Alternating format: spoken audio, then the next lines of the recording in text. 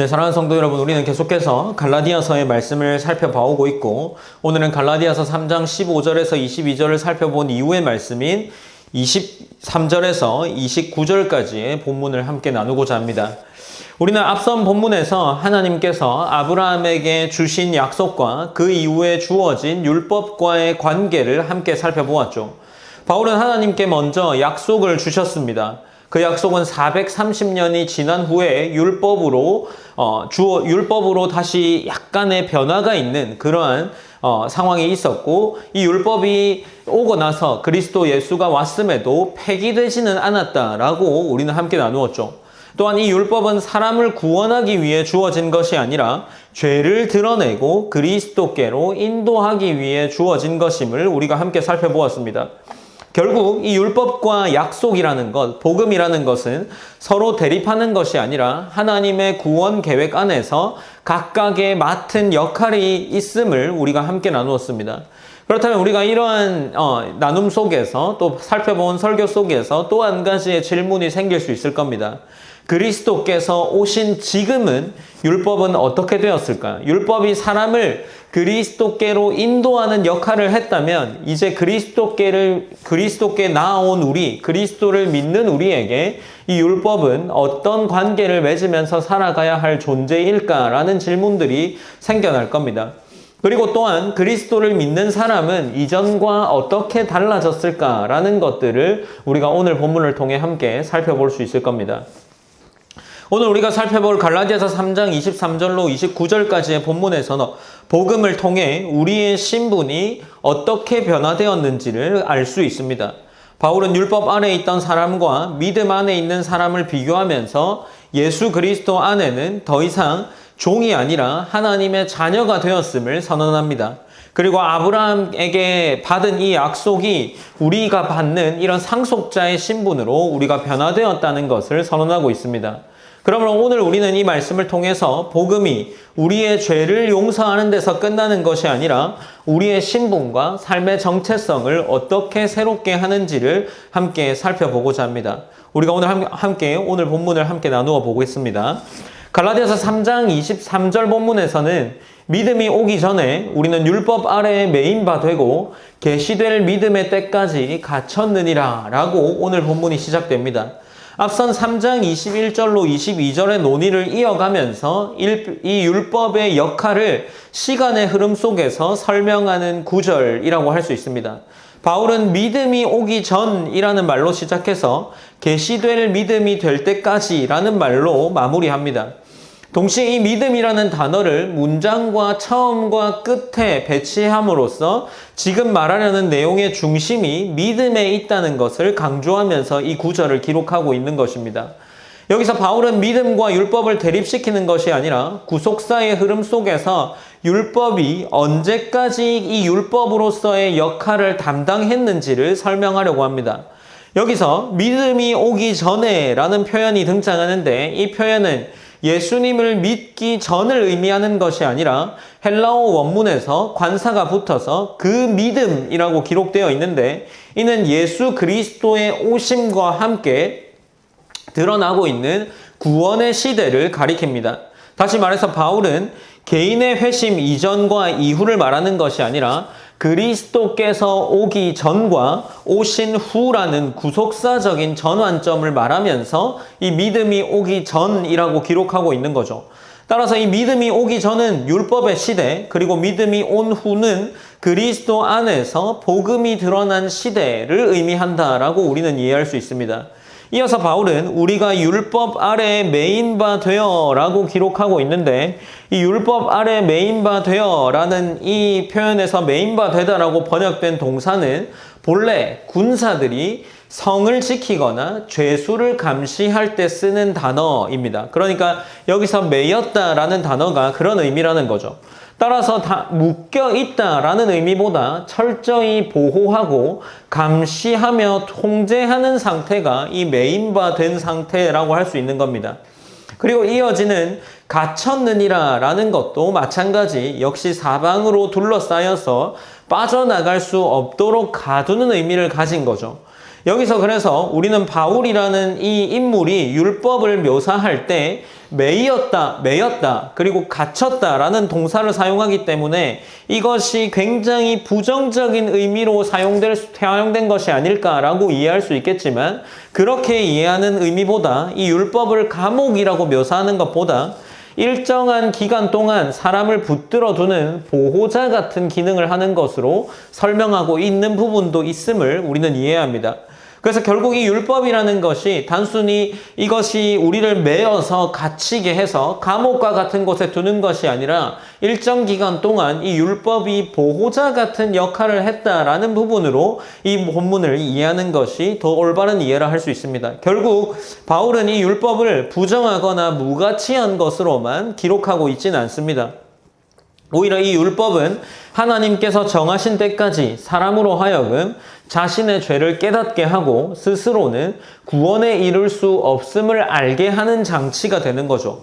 그래서 장차 오실 그리스도를 바라보게 하는 역할이 이 율법이 한다라고 할 수 있습니다. 그 믿음이 계시된 지금 사람은 더 이상 율법 아래 머무는 것이 아니라 그리스도 안에서 새로운 시대를 살아가게 되었음을 우리는 알 수 있습니다. 바울은 이제 다음 절에서 율법이 그리스도께로 인도하는 초등 교사가 되었다라는 것을 더욱 구체적으로 설명하고 있습니다. 우리가 3장 24절, 25절 두 절 말씀은 이 두 절 말씀 한번 한 목소리로 함께 읽어보시겠습니다. 읽으시겠습니다. 시작.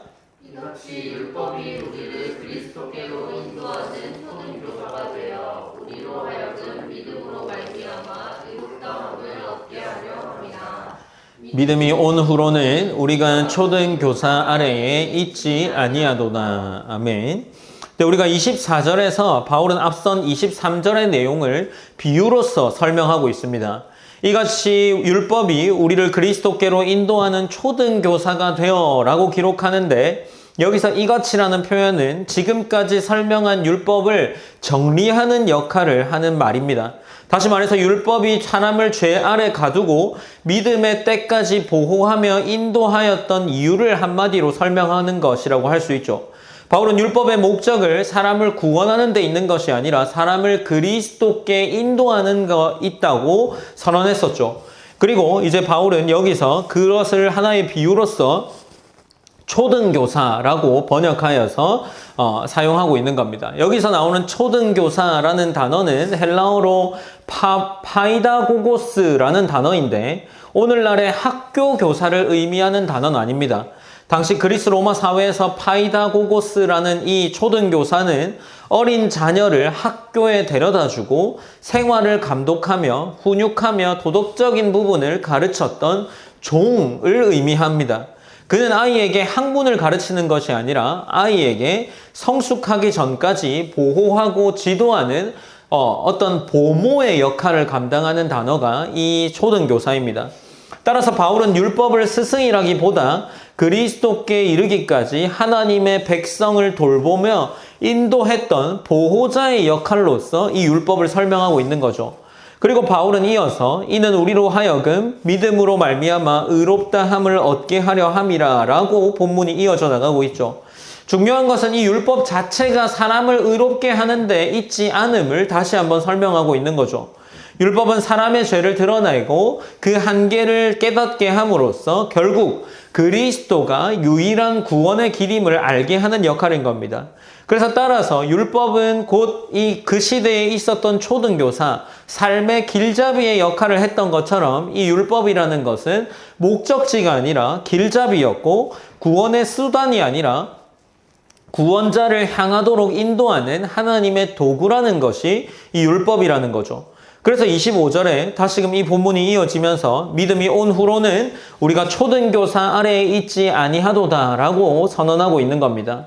여기서도 23절과 동일하게 믿음이 온 후라는 표현을 통해서 예수를 믿게 된 시점이라기보다 예수 그리스도의 오심으로 복음의 시대가 시작된 구속사적 전환이라는 것이 있었음을 이야기합니다.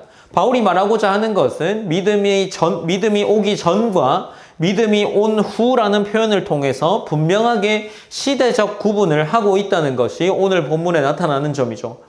그리스도께서 오시기 전에는 율법이 보호자의 역할을 감당했지만 그리스도께서 오신 이후에는 그 역할이 완성되었다라는 겁니다. 따라서 더 이상 하나님의 백성은 율법 아래에 머무는 존재가 아니라 그리스도 안에서 살아가는 존재가 되었음을 이 본문이 이야기하고 있습니다. 결국 바울은 율법을 폐기하거나 무가치한 것으로 말하지 않습니다. 오히려 율법은 하나님이 정하신 때까지 반드시 필요한 역할을 감당했다라는 거죠. 그러나 그 역할은 어디까지나 일시적이었습니다.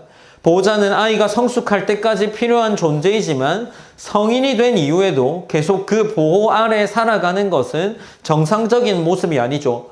마찬가지로 바울은 갈라디아 성도들에게 이제 율법의 시대를 지났으니 그리스도 안에서 성취된 약속을 붙잡고 살아가야 한다는 것을 이들에게 이야기하는 본문으로 사용하고 있는 겁니다. 여기서 우리는 잠시 한 가지를 생각해보고 넘어가고 싶습니다. 바울은 지금 율법의 이 역할이 끝났다라고 말하는 것은 아닙니다. 그는 예수 그리스도의 오심으로 새로운 시대가 시작되었다는 사실을 선언하고 있는 것이 오늘 본문인 거죠. 다시 말해서 하나님께서 약속하신 구원의 계획이 그리스도 안에서 성취되었고 이제 하나님의 백성은 이전과 다른 시대를 살아가고 있다는 거죠. 그렇다면 바울이 이토록 강조하는 새로운 시대의 핵심은 무엇일까 하는 겁니다. 그것은 결국 복음이죠. 복음이 새로운 시대를 열었고 복음이 하나님의 백성을 새롭게 만들었고 복음이 하나님과 우리의 관계를 근본적으로 변화시켰습니다. 그렇다면 오늘 우리가 살아가는 삶은 어떠해야 할까라는 것을 우리가 고민해 보아야겠죠.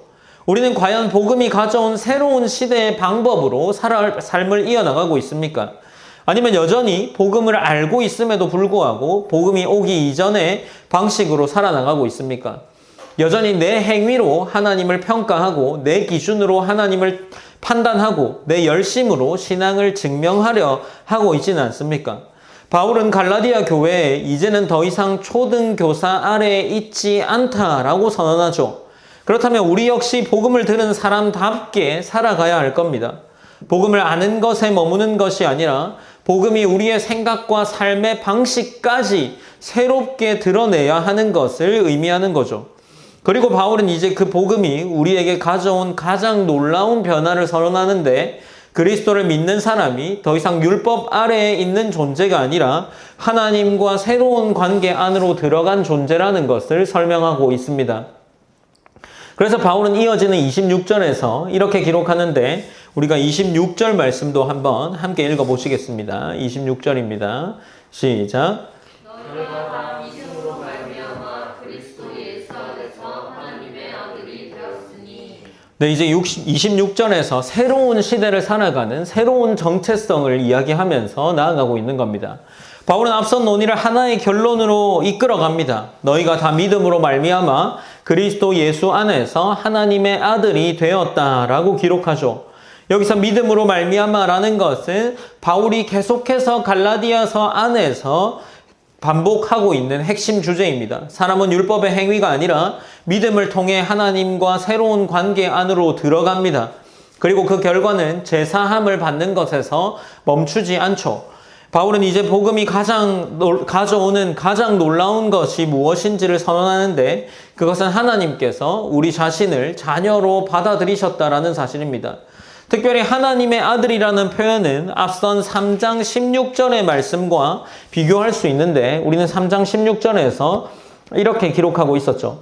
이 약속들은 아브라함과 그 자손들에게 말씀하신 것인데 여럿을 가리켜 그 자손들이라 하지 아니하시고 오직 한 사람을 가리켜 내 자손이라 하셨으니 곧 그리스도라 라고 기록하고 있습니다. 이 아브라함의 자손이라는 약속을 더욱 풍성하게 하는 약속이 이 완성되는 선언이 이 본문이라 할 수 있는 거죠. 하나님께서 아브라함의 한 자손, 곧 예수 그리스도를 통해 약속을 이루셨고 이제 그리스도와 연합한 사람들은 그 약속에 참여할 뿐 아니라 하나님의 자녀라는 새로운 신분을 얻게 되었다는 겁니다. 다시 말해서 바울은 아브라함의 후손이 되었다는 수준을 넘어서 하나님과 아버지와 자녀 관계 안으로 들어가게 되었다는 것을 선포하고 있는 겁니다. 혈통이나 율법이 아니라 오직 그리스도 안에서 믿음으로 이 하나님과 자녀의 관계로 들어갈 수 있다라는 겁니다. 이어서 바울은 27절에서 기록하는데 누구든지 그리스도와 합하기 위하여 세례를 받은 자는 그리스도로 옷 입었느니라 라고 기록을 하고 있습니다. 여기서 바울의 관심은 세례 자체의 방식이나 효력을 설명하는 데 있지는 않습니다. 그는 세례가 무엇을 의미하는지 설명하고 있습니다. 당시 거짓 교사들은 할례를 하나님의 백성의 표지로 강조했지만 바울은 이제 그리스도 안에서 세례를 받은 사람들을 말하고 있습니다. 그러나 바울이 여기서 세례를 말할 때 할례처럼 사람의 공로나 의를 더하는 의식을 의미하면서 세례를 이야기하고 있지는 않습니다. 하나님께서 그리스도 안에서 이루신 구원의 약속을 교회 가운데 눈에 보이도록 확증하시는 것이 세례이죠. 따라서 세례를 단순히 상징적으로만 이해해서도 안 되고 반대로 세례 자체에 구원의 능력이 있는 것으로 이해해서 이것을 기록하고 있는 것도 아닙니다. 우리는 여기서 바울이 이야기하는 세례를 이야기할 때 하나님께서 복음의 약속을 성도들에게 확증하시고 성령께서 믿음 가운데 역사하시는 것이 이 세례, 은혜의 방편으로 말하고 있는 것을 생각해야 합니다. 물론 이 세례 자체가 사람을 구원하는 것은 아니지만 하나님께서 성례를 통하여서 자신의 약속을 교회 가운데 선포하시고 믿는 자들의 믿음을 더욱 견고하게 이 성례를 통해서 하고 있다는 것을 우리는 기억해야 합니다. 결국에 우리가 이 바울이 이야기하는 것은 이 세례라는 이 의식을 이야기하는 것이 아니라 이 세례 그 자체가 목적이 아니라 믿는 자와 그리스도가 하나 되어서 새로운 신분과 새로운 삶을 얻게 되는 그것이 눈에 보이도록 선포하는 것이 세례라는 것을 이야기하고 있는 겁니다. 그래서 바울이 여기서 3장 27절에 그리스도와 합하기 위하여 세례를 받은 자는 그리스도로 옷 입었다라고 할 때 결국에 이야기하는 것은 연합이라는 거죠. 그리스도와 연합되어서 세례를 받은 자는 그리스도로 옷 입었다라고 하는데 여기서 말하고 있는 것이 우리가 앞서서 쭉 말해 내려오는 것처럼 정체성을 이야기하고 있는 겁니다. 바울은 그래서 그리스도로 옷 입었다라고 표현을 하는 은유를 사용해서 이야기하고 있죠. 당시의 옷은 어떤 것을 이야기할까요? 옷을 입는다라는 표현은 새로운 신분이나 새로운 삶을 얻게 되었다는 의미로 사용되는 표현이었습니다. 그러니 여기서 옷 입었다라고 하는 그것은 성도가 스스로 자신의 의를 만들어서 자신이 구원받을 만한 조건을 만든 데 있는 것이 아니라 그리스도와 연합함으로 그리스도를 덧입게 되었고 그 은혜를 자신의 삶 속에서 누리는 사람이 되었다는 것을 말하기 위해서 바울이 이러한 기록을 하고 있는 겁니다.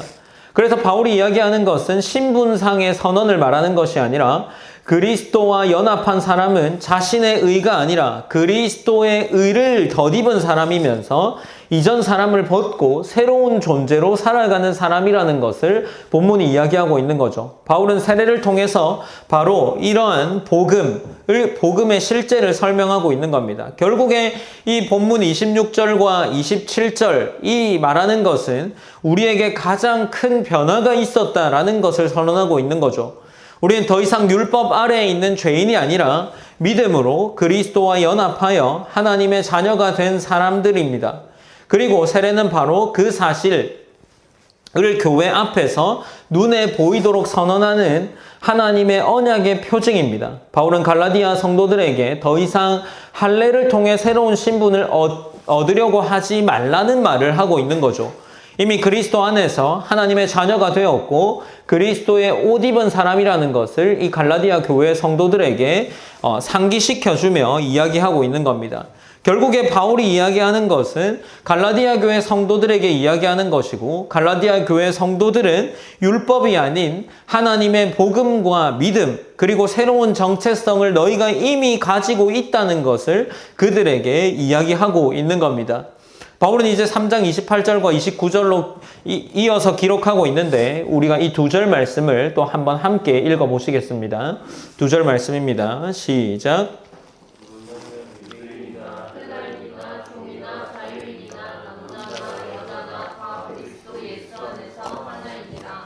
너희가 그리스도의 것이면 곧 아브라함의 자손이요 약속의 네, 본문 28절과 29절의 말씀은 자연스럽게 결과를 설명하는 구절이라 할 수 있는데, 지금 바울이 23절부터 이야기하면서 믿음이 오기 전과 믿음이 온 후를 23절로 25절까지 기록하고, 그리고 26절부터 27절까지는 바울이 이야기하는 것은 갈라디아 교회 성도들이 이미 세례를 통해서, 그리고 그리스도와의 연합을 통해서 그들이 그리스도의 새로운 정체성을 가진 자라고 이야기를 하는 겁니다. 그리고 나서 이제 28절에서는 그 새로운 정체성을 가진 자의 삶의 모습이 어떤 모습으로 드러나는지를 설명하는 부분이라고 할 수 있을 겁니다. 그래서 자연스러운 결과를 설명하는 구절이라고 할 수 있죠. 바울은 방금 그리스도로 옷 입었다라고 말했습니다. 그리고 이제 그리스도를 옷 입은 사람들에게는 어떤 변화가 일어났는지를 설명하고 있는 거죠. 다시 말해 28절은 사회 구조를 바꾸려는 어떤 정치적인 선언을 하는 것이 아니라 그리스도와 연합한 사람들의 새로운 삶의 모습을 이야기한다라고 할 수 있을 겁니다. 그리스도를 옷 입은 사람은 더 이상 자신의 기준으로 가치를 판단하거나 다른 사람을 구별하지 않습니다. 바울은 그리스도와의 연합이 모든 차별과 자랑의 근거를 무너뜨린다라고 이야기를 하고 있는 겁니다. 그래서 바울은 28절에서 너희는 유대인이나 헬라인이나 종이나 자유인이나 남자나 여자나 다 그리스도 예수 안에서 하나이니라 라고 기록을 하고 있습니다. 여기서 본문, 실제로 헬라어의 본문에 보면 없다라는 표현이 기록되어 있는데, 이 없다라는 표현은 차이가 사라졌다라는 것이 아니라 결국에 더 이상 구별의 근거가 존재하지 않는다라는 표현들로 이 표현이 기록되어 있습니다. 결국에 여기서 바울이 말하는 것은 너희가 그리스도로 옷 입었기 때문에 옷 입은 자의 삶의 모습은 유대인과 헬라인의 인종과 종교적 구분이 없어졌다라는 겁니다. 종과 자유인은 사회적 신분의 구분을 넘어서는 것을 이야기하고, 남자와 여자는 결국에 성별의 구분을 이야기하는 거죠. 바울은 이러한 구분 자체가 없어졌다라는 것이 아니라 하나님 앞에서 사람의 가치를 결정하거나 구원의 자격을 나누는 기준이 이러한 것이 될 수 없다라고 선언하고 있는 거죠. 당시에 이 선언은 꽤나 급진적인 선언이라 할 수 있습니다. 유대인들은 자신들이 하나님의 선택을 받은 백성이라는 자부심을 가지고 있었고, 헬라인들은 문화적인 우월감을 가지고 있었습니다. 종교인과 그리고 종과 자유인은 법적으로 전혀 다른 신분이었는데, 남성과 여성 역시 사회적 권리와 종교적 참여에서 큰 차이가 있었습니다. 그런데 바울은 이러한 모든 경계를 넘어서 너희는 다 그리스도 예수 안에서 하나라고 선언하고 있는 거죠. 이는 그 당시에 사회적인 질서를 부정하는 것이 아니라 복음 안에서 형성되는 새로운 공동체가 있다는 것이고, 세상의 어떤 구분보다 더 근본적인 정체성을 가져야 한다라는 것이 이 바울의 선언입니다. 갈라디아 교회에 굳이 이 말씀을 하는 이유도 있을 거겠죠. 거짓 교사들은 할례와 율법을 통해 사시 사람을 구분하려 했지만, 바울은 복음 안에서 더 이상 이러한 구분이 존재하지 않는다는 것을 이야기하고 있는 겁니다. 그리고 이어서 29절로 오늘 본문이 마무리되는데, 오늘 본문 29절은 너희가 그리스도의 것이면 곧 아브라함의 자손이요 약속대로 유업을 이을 자니라 라고 말하면서, 다시 바울은 3장 16절 조금 전에 있었던 아브라함의 자손, 그 자손으로 돌아가고 있는 겁니다. 하나님께서는 아브라함의 자손들이 아니라 한 자손, 곧 그리스도께 약속을 주셨다고 말했습니다. 그리고 이제 바울이 이야기하는 이 3장 29절은 그리스도께 그 약속 안에, 그리스도께 속한 사람은 그 한 자손에게 있는 약속 안에 참여한다는 것을 이야기하고 있는 거죠. 결국에 혈통이 아니라 그리스도와의 연합이 아브라함의 참된 자손을 결정하는 기준이 된다라는 겁니다. 따라서 유대인이든 이방인이든 남자든 여자든 종이든 자유인이든 그리스도께 속한 사람은 모두 동일하게 약속의 상속자가 된다는 것을 이야기하고 있죠.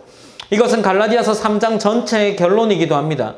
사람을 하나님의 백성으로 만드는 것은 율법이나 혈통이 아니라 오직 예수 그리스도와의 연합이며 믿음이라는 사실을 바울은 다시 한번 힘있게 선언하고 있는 거죠.